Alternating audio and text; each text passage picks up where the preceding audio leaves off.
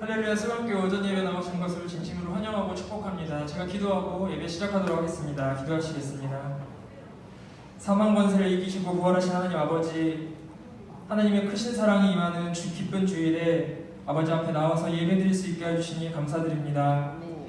땅에서 자라나는 새싹처럼 찬양하며 경배하는 우리의 심령이 생명으로 가득 찰 수 있게 하여 주시옵소서. 또 코로나로 인하여 세상 많은 사람들이 고통받고 있습니다. 주님이 십자가 공로를 의지하오니 부활의 능력으로 사망 권세를 빗대신 하나님의 능력으로 모든 성도들의 삶에 건강과 평화가 넘치게 하여 주시옵소서.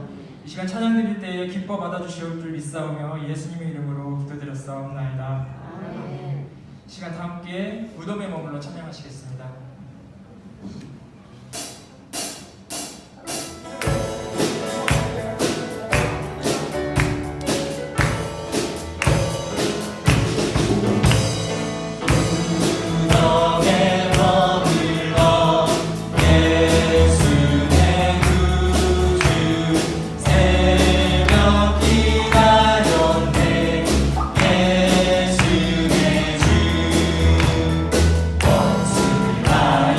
예수의 주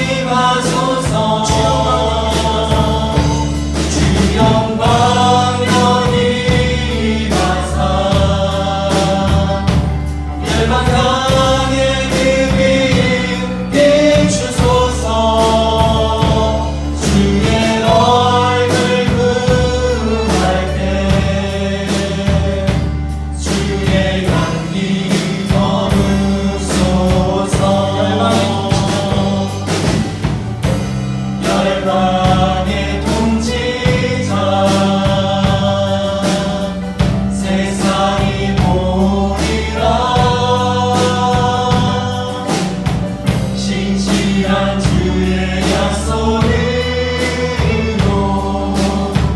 교회는 승리하리. 우리 돌아보사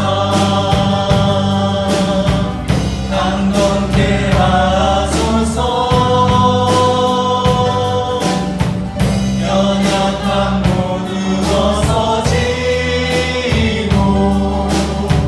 승리케 하옵소서. 주영 강건히 나사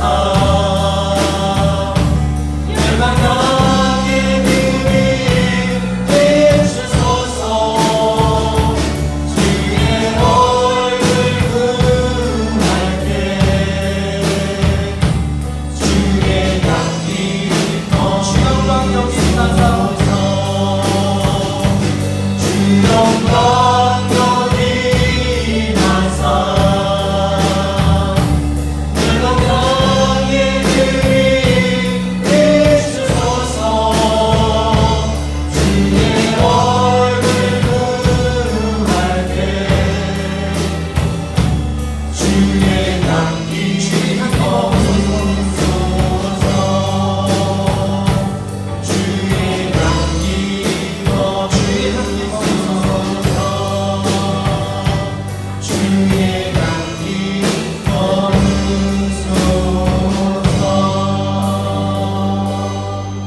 지금 모두 조용한 목소리로 기도하시겠습니다.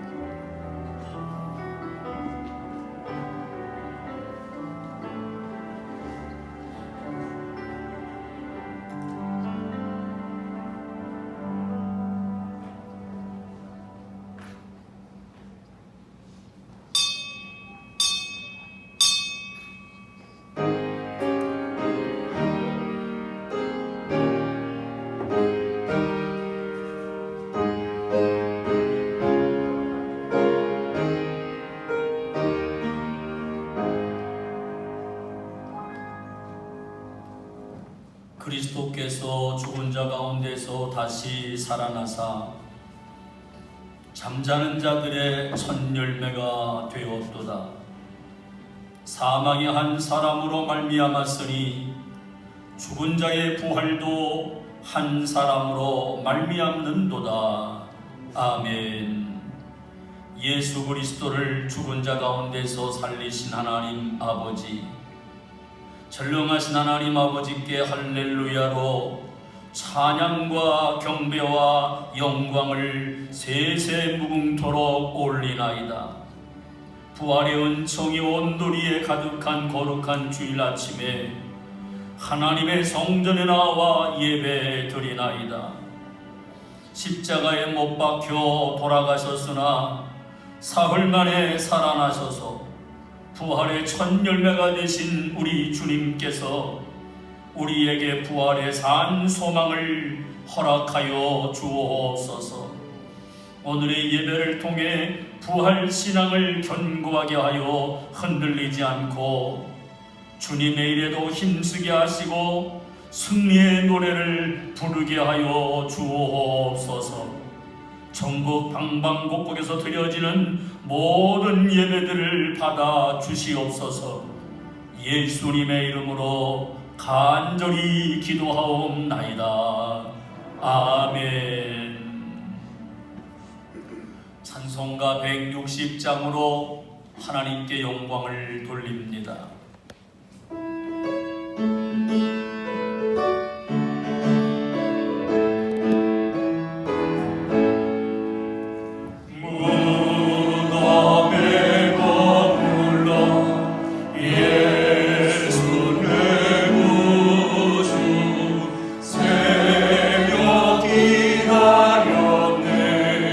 예수 내 주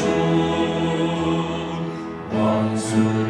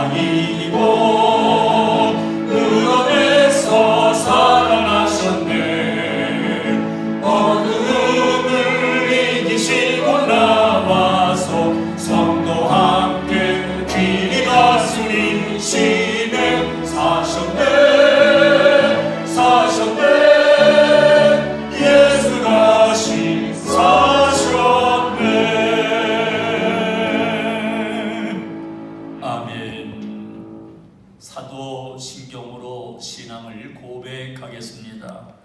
전능하사 천지를 만드신 하나님 아버지를 내가 믿사오며 그 외아들 우리 주 예수 그리스도를 믿사오니 이는 성령으로 잉태하사 동정녀 마리아에게 나시고 본디오 빌라도에게 고난을 받으사 십자가에 못 박혀 죽으시고 장사한 지 사흘 만에 죽은 자 가운데서 다시 살아나시며 하늘에 오르사 전능하신 하나님 우편에 앉아 계시다가 저리로서 사한 자와 죽은 자를 심판하러 오시리라. 성령을 믿사오며 거룩한 동행와 성도가 서로 교통하는 것과 죄를 사하여 주시는 것과 몸이 다시 사는 것과 영원히 사는 것을 믿사옵나이다. 아멘. 자리에 앉으셔서 성시 교독을 하겠습니다. 이 말을 할 때에 예수께서 친히 그들 가운데 서서 이르시되 너희에게 평강이 있을지어다 하시니 그들이 놀라고 무서워하여 그 보는 것을 영으로 생각하는지라. 예수께서 이르시되 어찌하여 두려워하며 어찌하여 마음에 의심이 일어나느냐. 내 손과 발을 보고 나인 줄 알라. 또 나를 만져보라. 영은 살과 뼈가 없으되 너희 보는 바와 같이 나는 있느니라. 그러나 이제 그리스도께서 죽은 자 가운데서 다시 살아나사 잠자는 자들의 첫 열매가 되셨도다. 아멘. 오늘 우리 모두를 대표해서 이용석 장로님 기도 인도하시겠습니다.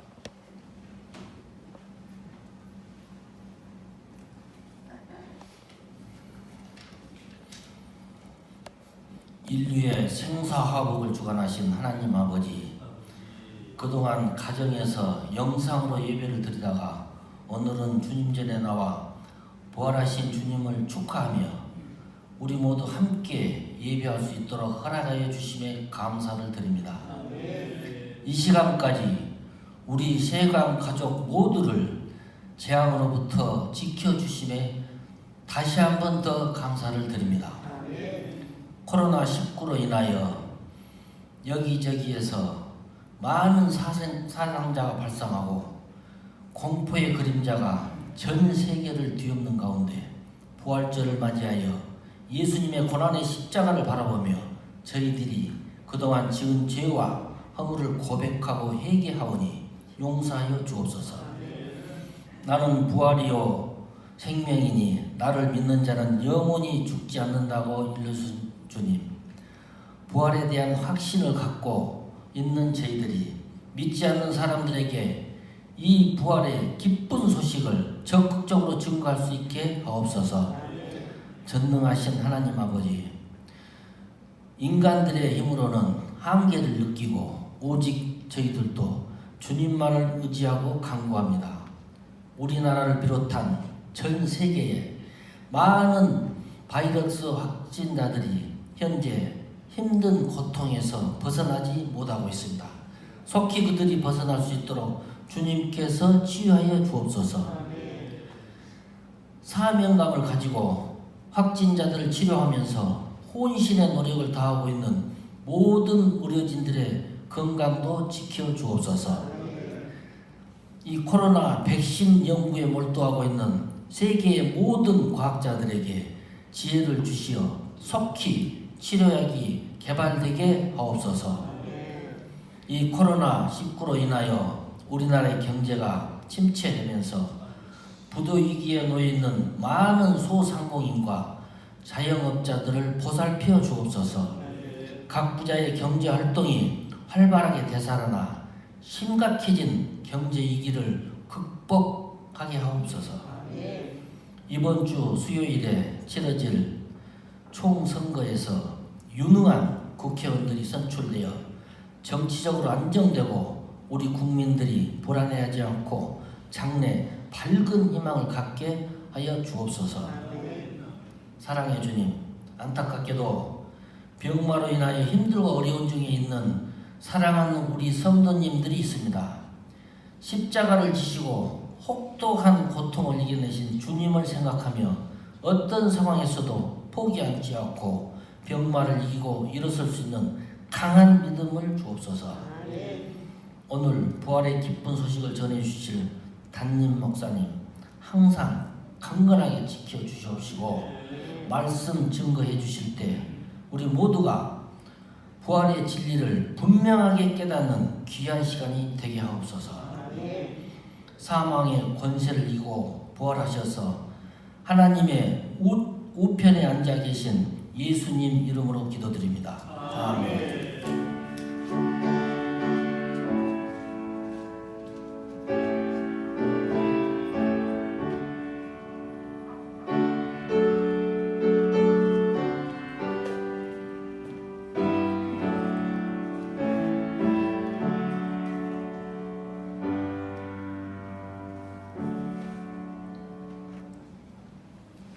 찬송가 165장으로 하나님께 영광을 돌리며 봉헌을 하시겠습니다.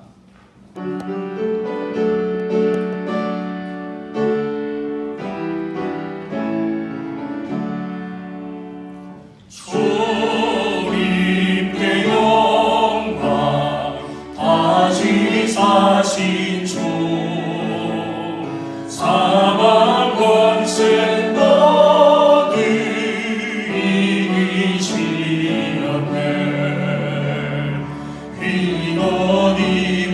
천사 돌을 옮겨고 누우셨던 곳은 비어 있었네. 주님께 영광 다시 사신 주 사망 권세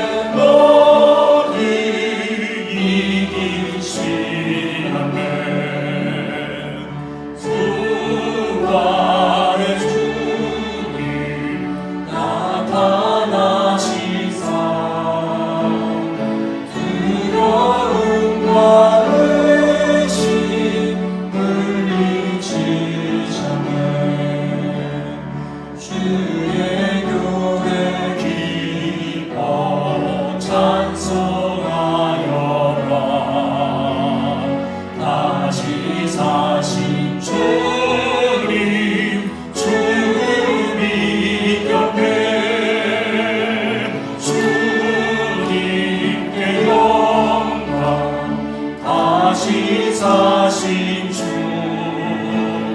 사망 권세 모두 이기시었네. 생명의 이름 영광의 주님 주님 없는 삶은 헛될 주의 사랑으로 세상 이기고 요단 건너 본향 가게 하소서. 주님께 영광 다시 사신 주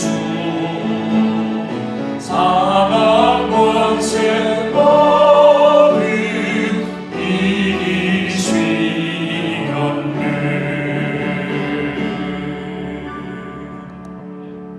아멘.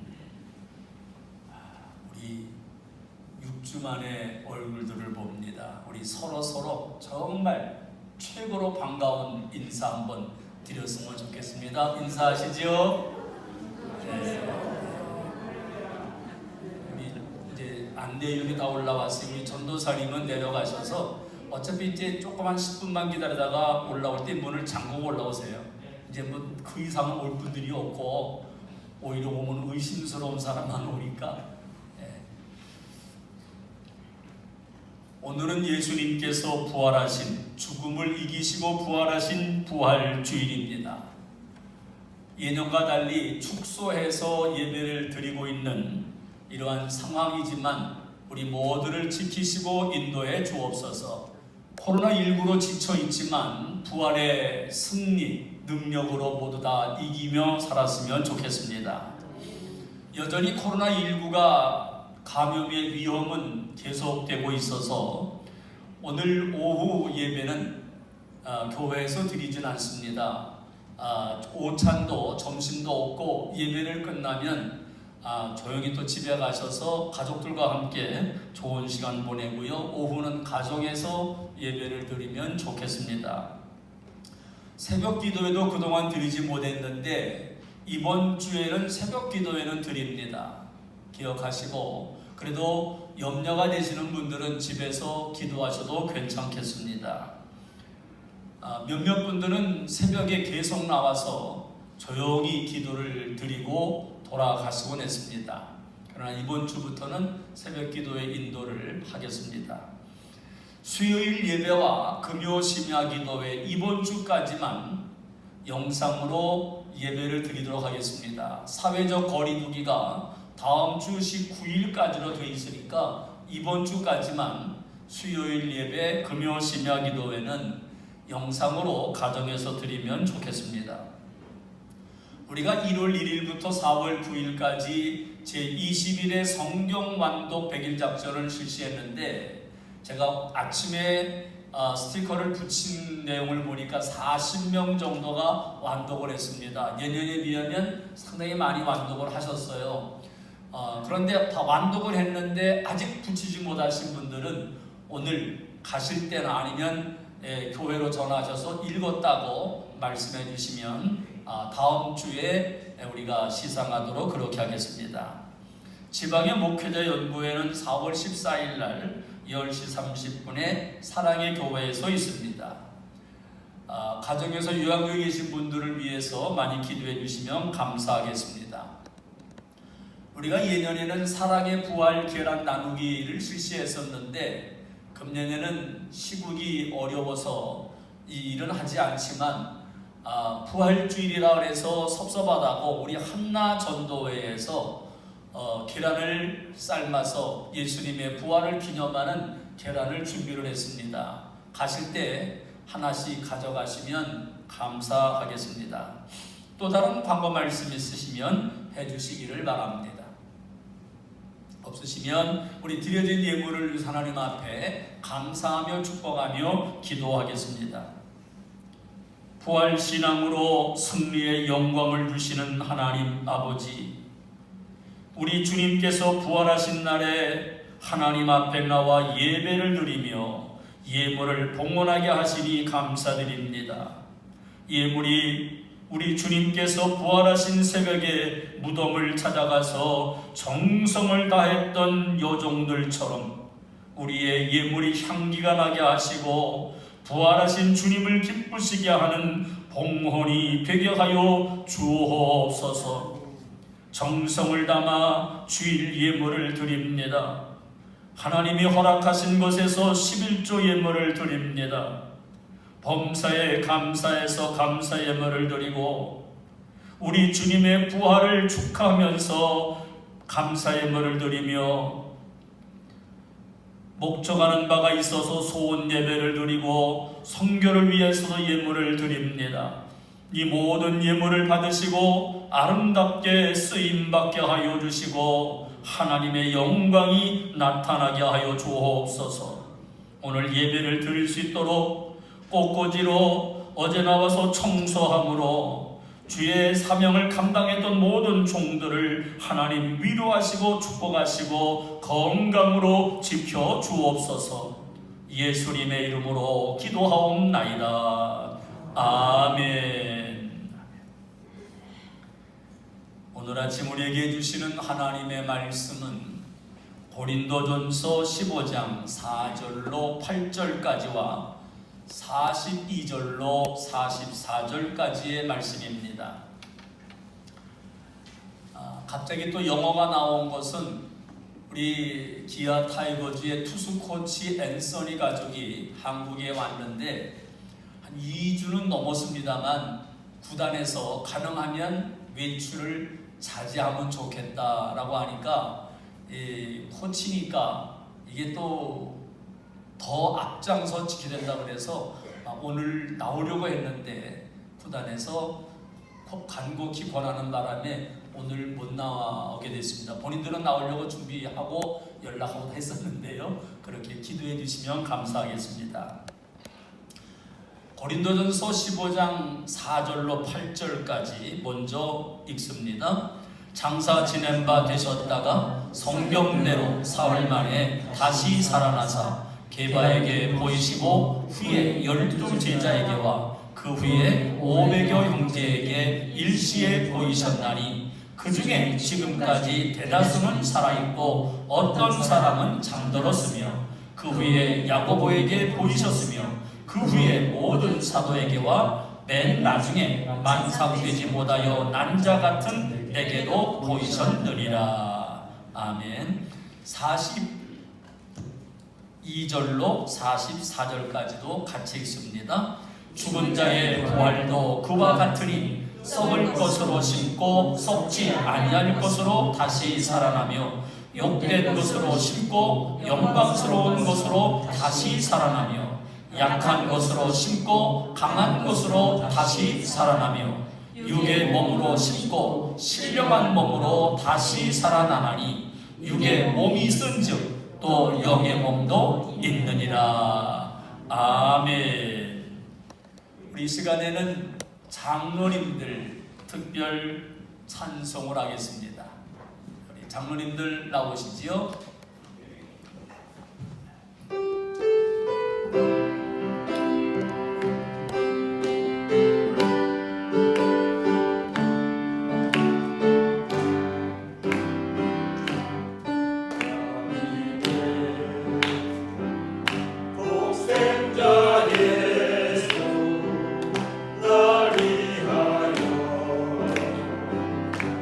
오시옵네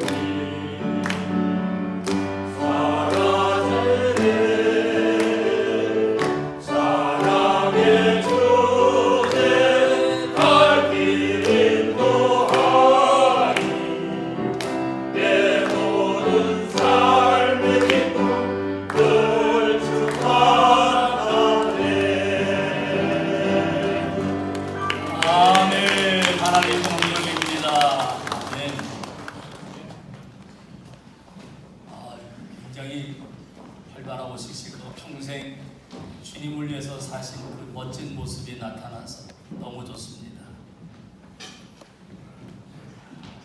아까도 우리가 인사를 했습니다만 다시 인사를 나누실 때는 조금 떨어져 앉았으니까 여성분한테 인사할 때는 오늘 정말 아름답습니다. 남성분한테 인사할 때는 오늘 너무 멋집니다. 시작. 너무 멋집니다.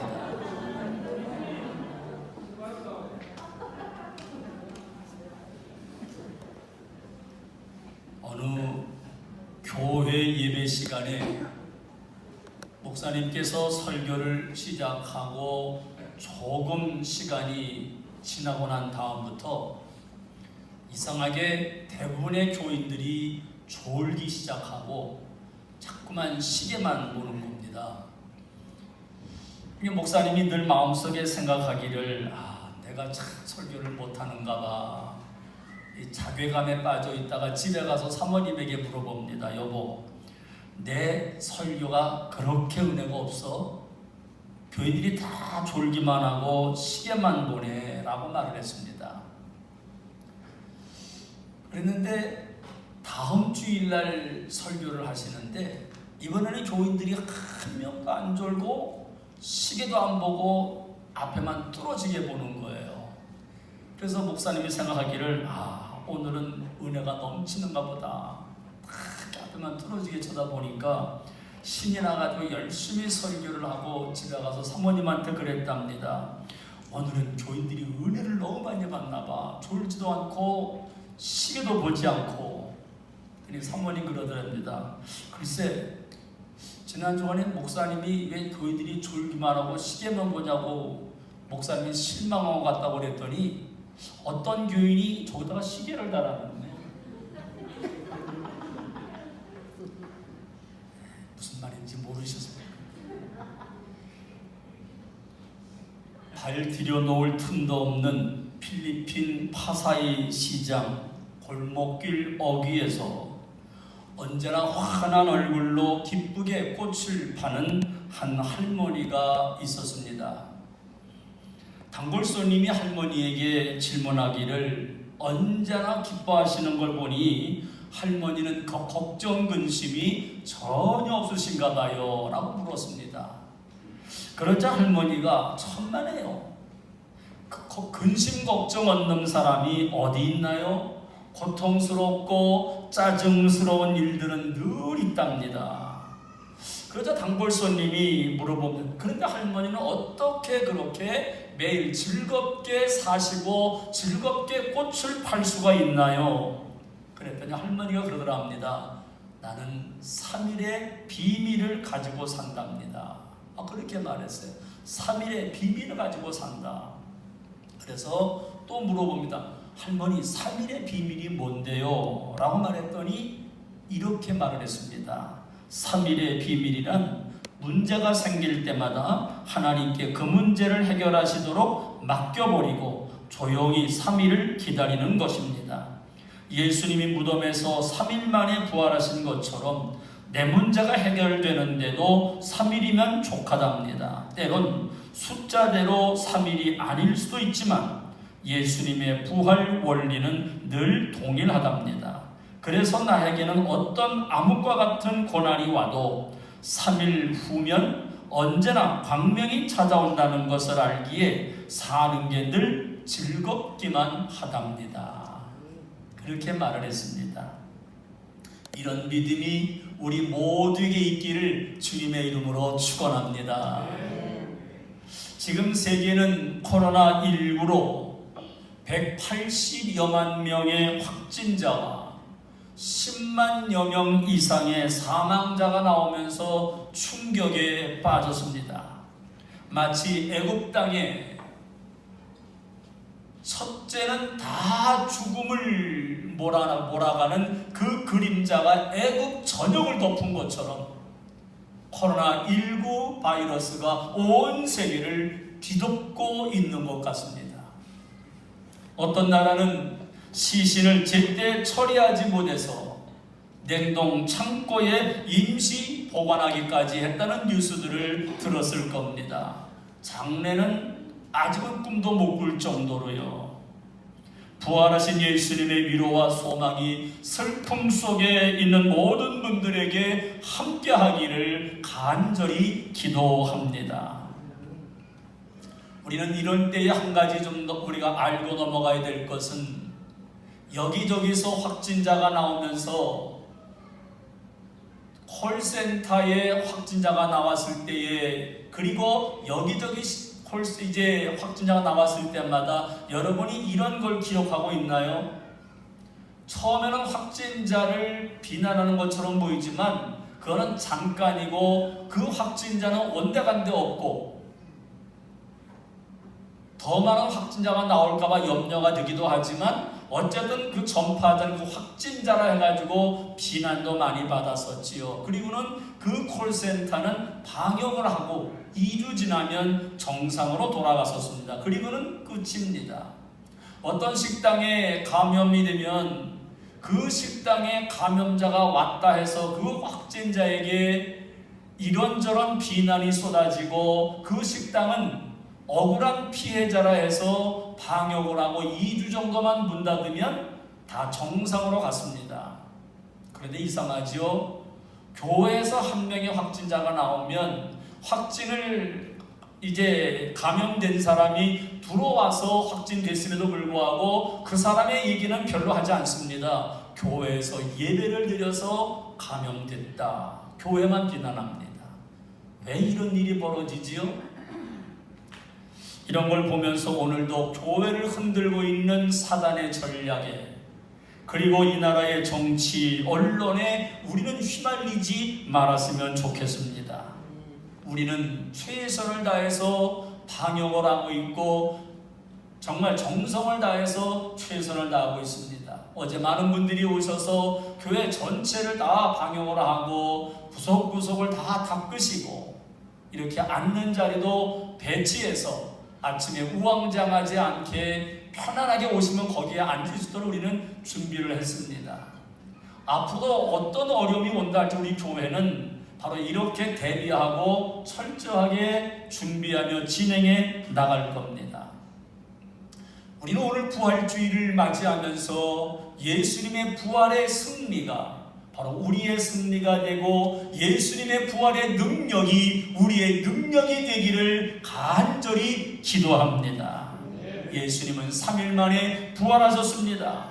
예수님의 부활은 확실한 사건임을 믿습니까? 예수님의 부활은 어둠을 몰아내고 새로운 시작을 알리며 모든 것이 새로워졌습니다. 우리나라 광화문의 모습들을 한번 보실래요? 19세기와 현재의 광화문의 모습입니다. 19세기 우리나라는 희망도 없었고 미래도 없는, 한마디로 어둠의 역사 같았습니다. 그런데 지금의 광화문의 모습은 어마어마합니다. 전 세계에 우리 광화문을 내다놔도 뒤지지 않을 만큼의 굉장한 발전된 모습을 우리는 이미 알고 있을 겁니다.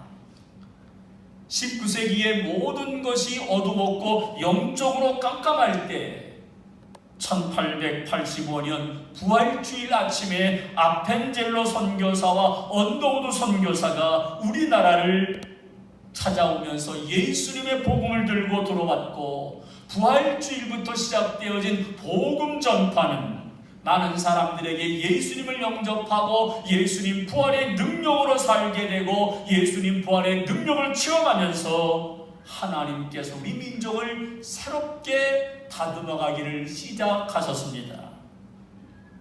그리스 사람들은 예수님의 부활이 얼마나 감사하고 감격한지 부활절날 아침에 이렇게 인사를 했다고 합니다. 지나가다가 만나기만 하면 크리스토스 아네스테.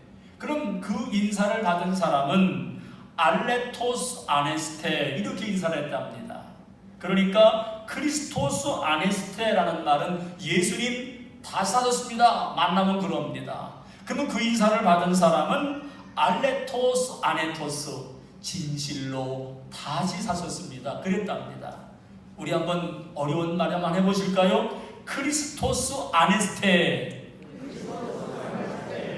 예수님 진실로 다시 사셨습니다. 이 말입니다. 다시 한번 이번에는요, 알레토스 아네스테. 네, 이 말은 예수님이 진실로 사셨다. 그래서 만나기만 하면 예수님 사셨습니다. 그러면 이쪽에서는 예, 진실로 다시 사셨습니다. 그게 인사였습니다.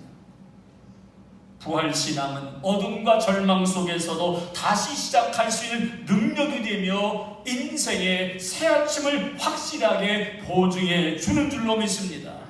만약에 예수님의 부활이 가짜라면 이런 사기극은 인류 역사상 어디서도 찾을 수 없는 지상 최대의 사기 사건이요, 예수님은 최대의 사기꾼입니다. 그러나 예수님의 부활은 사실이기에 예수님의 부활보다 더 중요하고 소중한 역사적 사건은 지나간 2000년 동안 한 건도 없었습니다. 예수님의 부활 사건은 지상 최대의 사건이요, 신약의 가장 중요한 뼈대가 되는 것입니다. 예수님의 부활 사건은 확실한 사건입니다. 예수님의 부활에 대한 확실한 믿음이 저와 여러분에게 있기를 바랍니다. 우리의 삶 전체에 예수님 부활 신앙의 능력이 날마다 나타나기를 주님의 이름으로 축원합니다. 그렇다면 예수님의 부활은 왜 확실한 사건일까요? 첫 번째, 증인들이 있습니다. 예수님이 부활하신 모습을 직접 본 제자들이 있습니다. 오늘 말씀을 보실까요? 마가복음 16장 14절입니다. 시작. 그 후에 11 제자가 음식 먹을 때에 예수께서 그들에게 나타나사 그들의 믿음 없는 것과 마음이 완악한 것을 꾸짖으시니 이는 자기가 살아난 것을 본 자들의 말을 믿지 아니함이로라. 제자들이 있는 곳에 예수님이 나타나셨고요, 예수님의 동생 야고보는 예수님이 부활하시기 전까지만 해도 형에 대한 믿음이 없었습니다. 아무리 예수님이 내 형이지만 평생을 같이 살다 보니까 하나님의 아들로 믿기가, 받아들이기가 쉽지 않았던 거지요. 뜨뜻미지근하고 별로 믿음이 없었는데 예수님의 부활을 보고 난 이후에 전적으로 헌신하기를 시작을 하지요.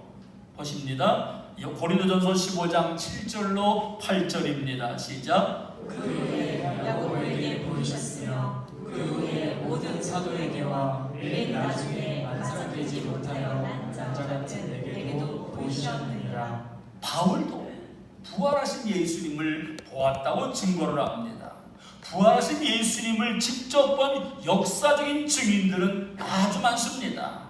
500여 성도들도 그것을 보았거든요. 고린도전서 15장 6절입니다. 시작. 그 후에 500여 형제에게 일시에 보이셨나니 그 중에 지금까지 대다수는 살아있고 어떤 사람은 잠들었으며.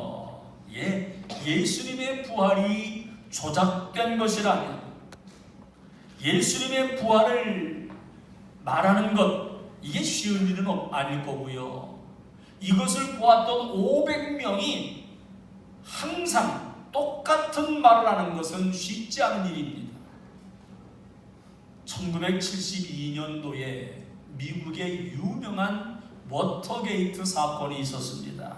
기억하시나요? 거짓말과 위조로 당시에 닉슨이 대통령직에서 물러나는 그러한 사건입니다. 이 사진은 대통령에서 물러나기 전에 마지막 그가 했던 연설, 그 모습입니다. 당시 닉슨 대통령의 보좌관이 7명이 핵심이었다고 합니다. 이 7명은 각 계층에서 최고 전문가들이었습니다. 사건이 터지자마자 이 7명이 모였습니다. 그 뛰어난 머리, 각 계층에서 전문가들이 모여가지고 이 사건을 무마하려고 했습니다. 조용히 지나가려고 하고 7명이 말을 맞췄습니다. 이렇게 하자, 이렇게 말하자, 이렇게 행동하자. 7명이 얼마나 뛰어난 머리를 가지고 있는지 아무도 몰랐습니다.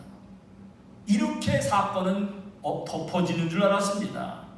최고의 엘리트들이었고 완벽하게 말을 맞추었기 때문에 아무런 문제가 없다고 생각을 했는데, 조금 시간이 지난 다음에 빈틈이 보이기를 시작을 하고 여기저기서 균열이 나고 말이 달라지기를 시작을 합니다. 결국 얼마 지나지 않아서 이 사건은 들통나게 되었고, 이것은 결국 큰 문제로 터지면서 대통령을 직에서 물러나게 만들었던 거지.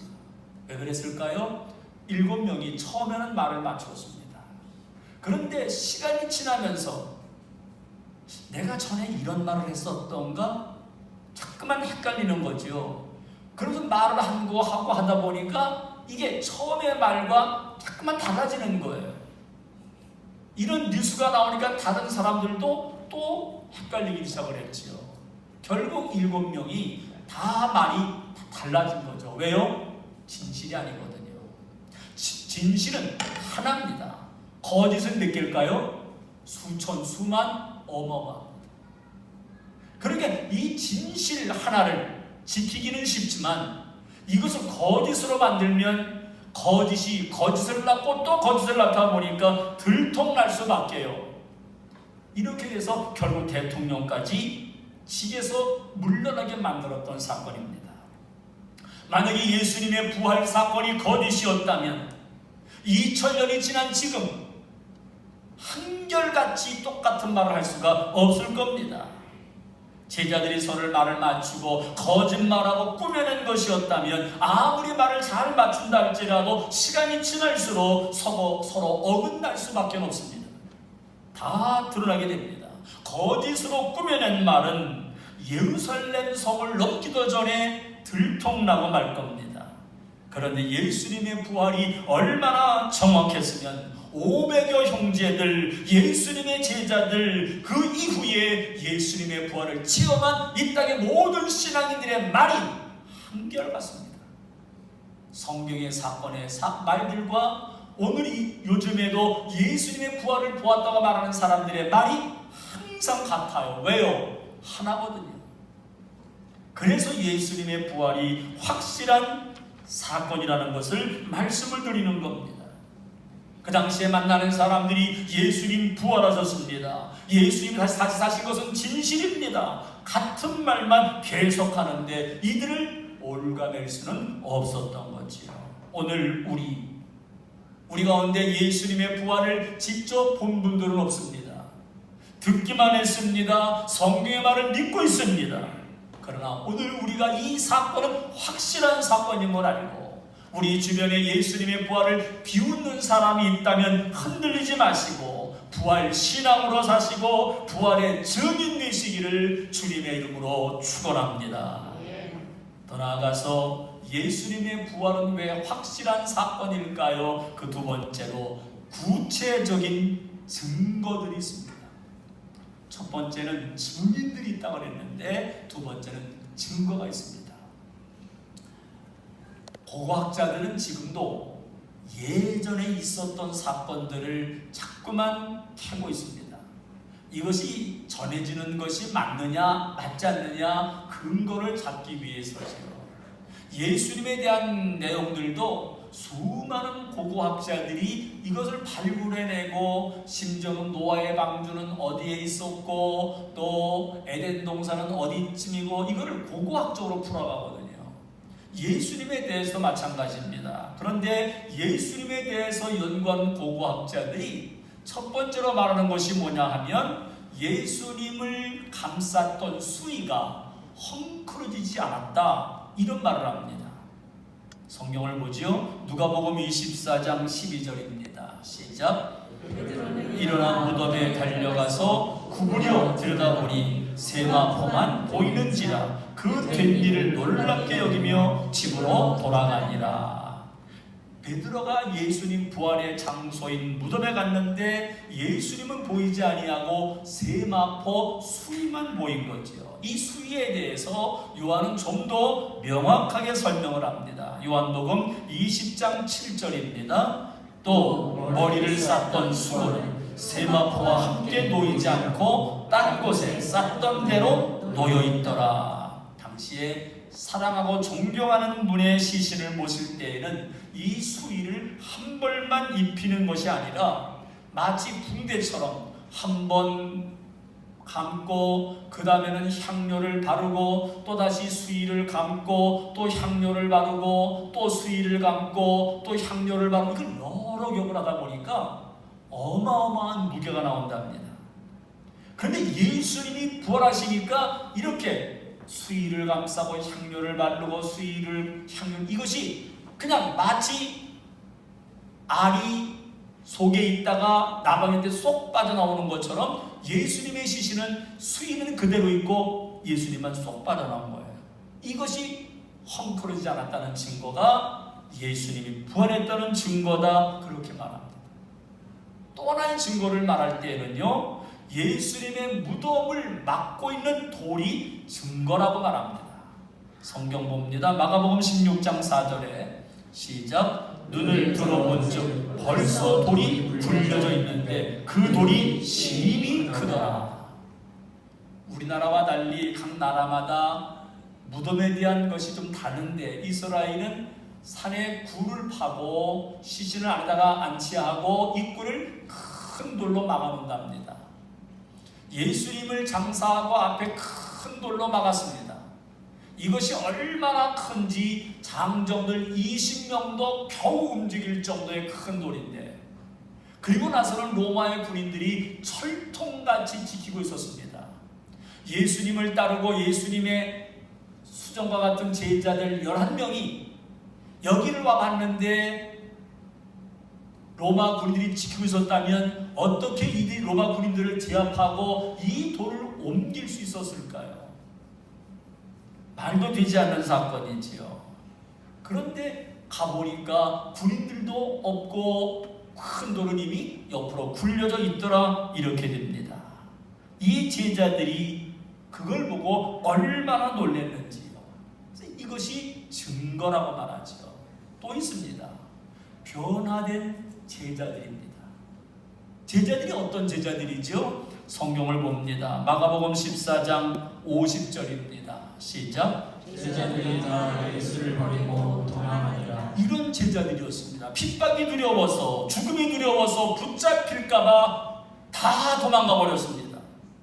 그런데 이들이 아직까지는 로마 군인들이 지키고 있는 그 장소를 어떻게 올라가겠어요? 발각만 되면 붙잡힐 텐데요. 그런데 이런 제자들이 세상을 뒤집어 엎을 만큼 예수님은 부활했다고 증거 가지고 있는 거예요. 왜요? 이렇게 달라졌어요. 초대교회의 복음전도라고 하는 책이 있습니다. 이 마이클 그린이라는 사람이 지은 책인데 이분이 이런 말을 했습니다. 글씨 보면 초대교인 같이 읽어볼까요? 초대교인은 소수의 교육받지 못한 어부와 세리들로 구성되었는데 그때부터 300년 동안 전 세계를 휩쓸었다는 것은 역사상 전무후무한 경이로운 사건이다. 당시 제자들은 예수님이 우리를 위해 죽기만 한 것이 아니라 다시 살아나셨다는 복음을 전하였고, 교회는 부활의 공동체임을 선포하였기에 이 부활 공동체의 능력 앞에 로마 제국이 백기를 들었던 것이다. 이렇게 증언을 했습니다. 예수님의 부활 사건은 완전히 경이로운 사건입니다. 누가 만들어낸 것은 전혀 아닌 거죠. 베드로가 어떤 사람이죠?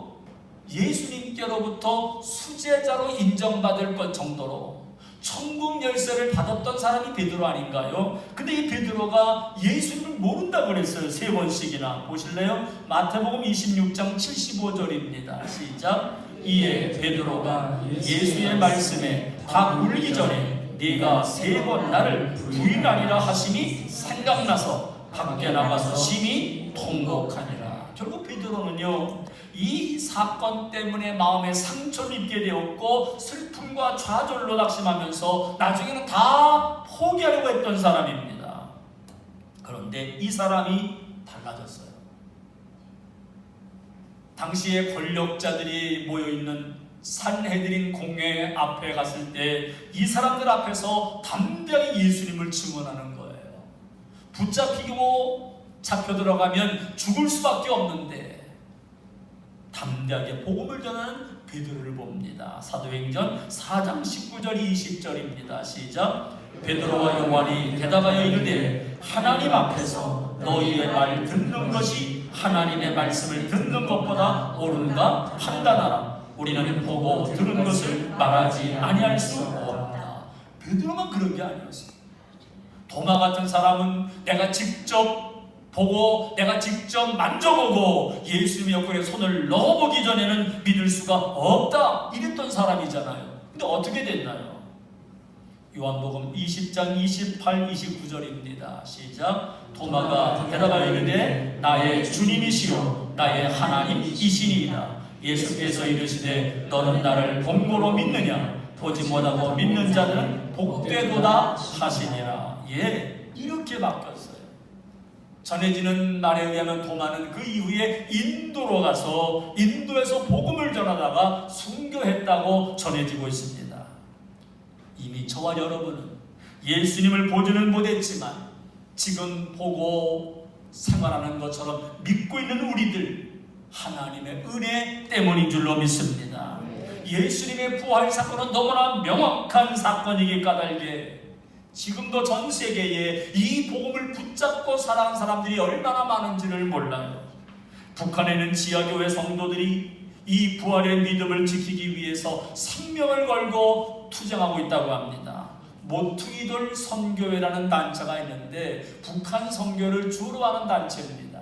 이 모퉁이돌 선교회에서 1945년 해방 이후부터 2006년도까지 북한에서 믿음을 지키다가 발각돼서 체포를 당한 북한 사람들의 숫자가 16,984명이라고 발표를 했습니다. 체포당한 사람들 중에는 숨어서 예배를 드리다가 발각된 사람 7,419명, 공개적으로 신앙 고백하던 5,637명, 비밀리에 복음을 전파하던 159명, 심지어는 성경을 갖고 있던 2명도 이 속에 포함되어 있고요. 최근에 전해지는 이야기는 북한에 15만 명에서 20만 명의 신앙인들이 여전히 있다는 거예요. 왜요? 부활의 능력이 그들을 감싸고 있거든요. 오늘도 북한에 있는 모든 성도들의 마음에 감동을 주고 확신을 주기 때문에 생명을 걸고 믿음을 지키고 있는 것입니다. 오늘 우리 편안하고 자유로운 환경 속에서 부활하신 예수님을 믿고 있는 우리 모두 믿음과 부활의 증인으로 살아가시기를 주님의 이름으로 축원합니다. 마지막으로 예수님의 부활은 우리에게 무엇을 줄까요? 세 번째로 교훈을 주고 유익을 줍니다. 우리 인간의 육체는 약하죠. 성경은 인간의 육체는 얼마나 약한지 세 가지의 약점을 잘 소개한 성경 구절이 있습니다. 고린도전서 15장 42절로 44, 오늘 읽은 말씀인데요. 다시 한번 읽어보시죠. 죽은 자의 부활도 그와 같으니 썩을 것으로 심고 썩지 아니할 것으로 다시 살아나며 욕된 것으로 심고 영광스러운 것으로 다시 살아나며 약한 것으로 심고 강한 것으로 다시 살아나며 육의 몸으로 심고 신령한 몸으로 다시 살아나나니 육의 몸이 있은즉 또 영의 몸도 있느니라. 예, 말씀을 보면 첫 번째 우리 몸은 어떤 몸이라 그랬죠? 썩을 몸이다. 다 사라진다는 말이에요. 두 번째로는요, 욕된 몸이라는 거예요. 그래서 우리의 몸은 균형이 잡히질 않았습니다. 하나님 우리를 균형 잡힌 몸으로 완벽한 사람으로 만드셨는데 이 모든 균형들이 무너지고 깨어지기를 시작을 합니다. 몸도 오른쪽과 왼쪽의 균형이 점점 어긋나기를 시작을 합니다. 사람의 양쪽에 있는 귀도요 똑같은 위치에 있는 것처럼 보이죠? 아니래요. 하나가 올라가 하나는 내려가 있답니다. 하나는 앞에 하나는 뒤에 가거나 정확하게 재보면 그렇답니다. 같은 게 없다는 거예요. 세 번째로 우리의 몸은 약합니다. 하루만 굶어도 눈이 퀭하고 하루만 잠을 자지 못하고 정신을 못 차리잖아요. 세균보다도 더 많은 바이러스들이 인간을 괴롭히고 있는데 이 바이러스들이 얼마나 회개망측한지 작년 말에 발견했다고 해서 지금 다니는 게 코로나19 바이러스잖아요. 우리가 언제 이런 바이러스가 있다고 생각이나 했나요? 이 백신을 발견하지 못해서 아직도 고생하고 180여만 명이 감염되었고 10만여 명이 죽었고 또 많은 사람들이 죽음을 기다리고 있다고 합니다.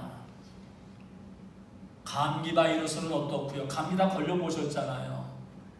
금년 2월 초에 미국에서 발표하기를 감기 바이러스 즉 독감에 걸려서 죽은 사람이 작년 한 해에만 5만 6천 명이라고 합니다. 감기 환자. 우리는 상상을 못하잖아요. 이것이 인간이라는 거죠. 이렇게 약합니다.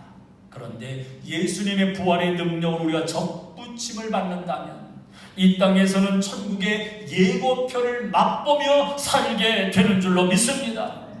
하나님의 사람으로 신령하게 살아갈 수가 있고 강한 사람으로 능력으로 살아갈 수 있음을 오늘 성경은 말하고 있습니다. 어떻게 해요? 예수님에게 접붙임을 당할 때. 그러므로 예수님과 붙어있고 접붙임을 당하면 약한 것을 심어도 강하게 되고 썩을 것을 심어도 썩지 않게 되고 육의 몸을 심어도 신령한 몸이 되는 줄로 믿습니다. 예수님의 부활의 능력에 접붙임을 받아 부활의 믿음의 눈을 떠서 귀하게 쓰임받게 되기를 주님의 이름으로 축원합니다. 희망 노트라고 하는 조니 에릭슨이 쓴 책이 있습니다. 휠체어에 앉아 있는데 전신 마비인데 그게 저 여인의 모습입니다. 수영 선수였는데 다이빙을 하다가 그만 이 물이 너무 적어서 바닥에 곤두박질 치면서 척추를 심하게 다치게 됐고요.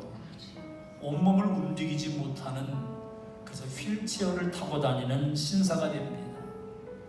두 발도 두 손도 못 움직입니다. 움직일 수 있는 것은 겨우 입술만 움직인답니다. 그런데 이분이 이 움직이는 입술을 가지고 그림을 그립니다. 멋진 그림을 그리면 감동을 받고 사람들이 은혜를 받고 감동의 이제 눈물을 흘리곤 한답니다. 근데 이 조니 에릭스라는 여인이 어떤 그림을 그렸는가 하면 그림 가운데 자기가 타고 다니는 휠체어를 그림을 그린 거예요. 휠체어 그림을 그리고 휠체어를 그린 다음에 맨 아래다가 for sale 팝니다 라고 썼습니다.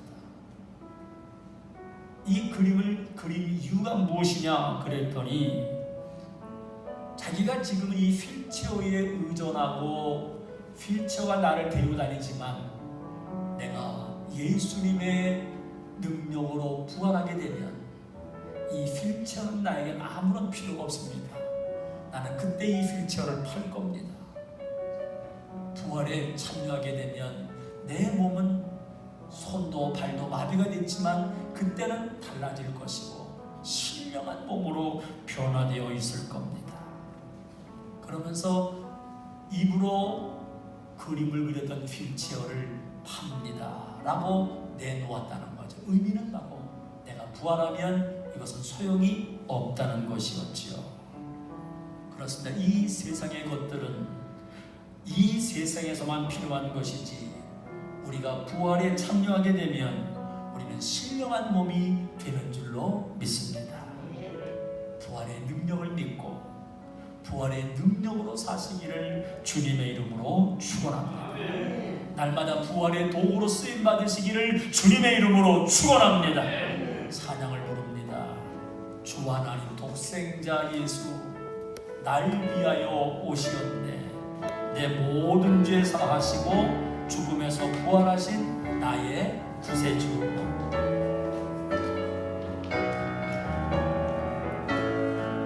주 하나님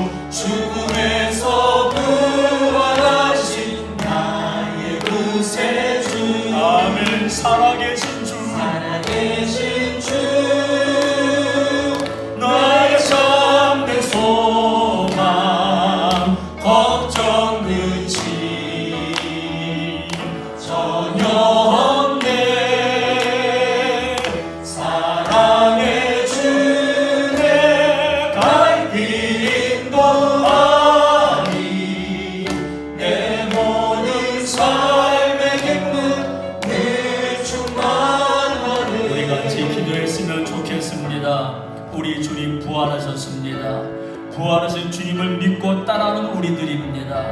이 땅을 살아가면서 부활의 주 증인 되기를 원합니다. 부활의 능력으로 살겠습니다. 부활하신 주님만을 믿고 따라가겠습니다. 우리 다같이 한 목소리로 부활의 주님을 바라보며 주님만을 의지하는 마음으로 기도하시기를 바랍니다. 할렐루야. 은혜로우신 하나님 아버지 감사합니다. 하나님의 은혜와 사랑으로